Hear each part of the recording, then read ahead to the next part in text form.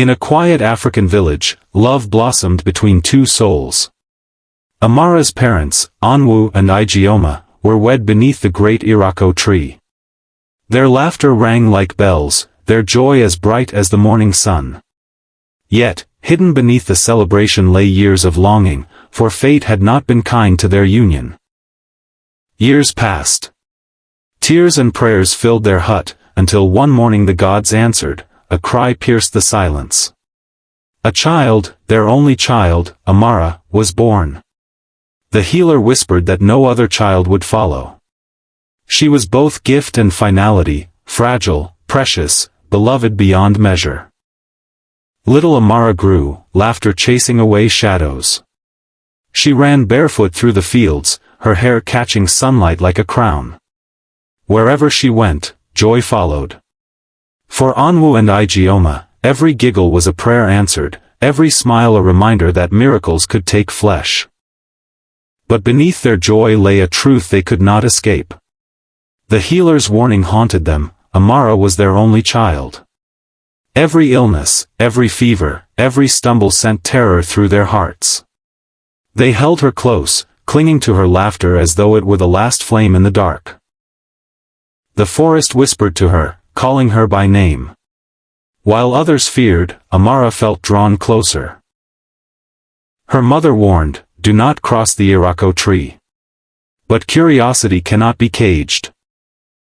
The forest breathed with life, parrots flashing, monkeys chattering, rivers whispering. She belonged.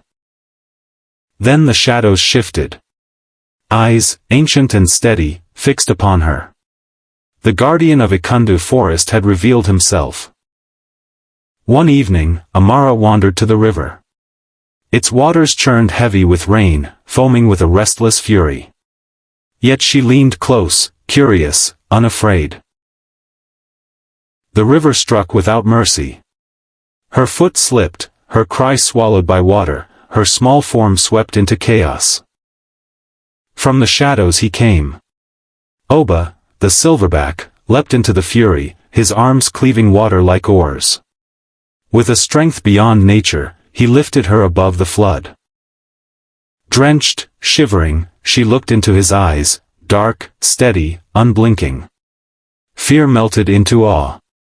The forest had not claimed her. It had given her a protector. She returned to him, again and again.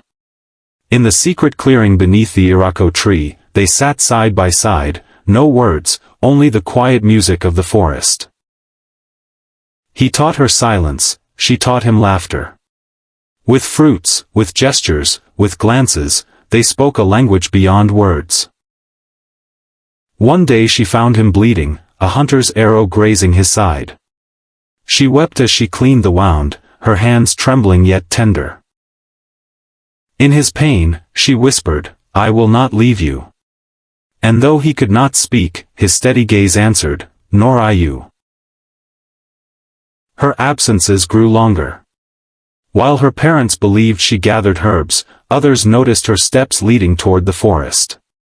Whispers stirred. Hunters, moving silently, followed her trail. And there, through the foliage, they saw her laughing beside the giant Silverback. They returned to the village with tales, of witchcraft, of curses, of the healer's daughter bewitched by a beast. Fear grew, thick as smoke. Ijeoma begged her daughter, "Stay away from the forest." But Amara's silence was answer enough. The men armed themselves with spears and torches. They would smoke the beast from his refuge, no matter the cost. The forest screamed as flames licked its belly. Birds scattered, animals fled. And in the chaos, Amara ran toward the fire, not away. Amara found him surrounded by smoke. Her voice broke through the roar, "Oba!" And through flame he came, lifting her in his arms, shielding her with his body. He carried her to the waterfall's hidden hollow, cool mist washing away smoke and fear. She clung to him, tears mingling with spray. In fire's ruin, love was born. Smoke clung to her hair as she staggered back into the village at dawn. Whispers chased her, some in pity, others in fear. Before the council she stood. "You consort with a beast," the chief accused. Gasps filled the air, sharp as knives. Igioma rose, trembling but fierce. She saved him, as he saved her. What curse is in kindness? The chief's decree thundered, if she returns to him, she must not return here. A choice was forced, heavy as stone. That night, beneath oil lamp glow, Igioma combed her daughter's hair. "If you go," she whispered, "go knowing my love follows you like breath." She walked beneath silver moonlight, each step pulling her further from home, deeper into the forest's embrace. He waited where the mist kissed stone. When she stepped into the clearing, his chest rose in recognition, her choice was made. She pressed her hand to his chest, and he lowered his forehead to hers. In silence, a vow stronger than words bound them. The village would not rest. Guided by fear, the hunters tracked the clearing by moonlight, spears thirsting for blood.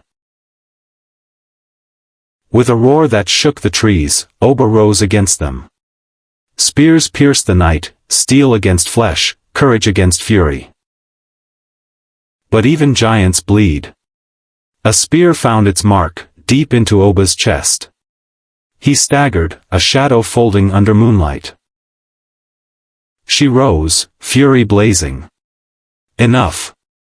Her voice cracked the night. "He is no curse. He is my heart." Shame broke their courage. One by one, the hunters turned away, leaving the clearing silent but for the breath of the dying. He touched her face with trembling hand, his eyes soft, unafraid.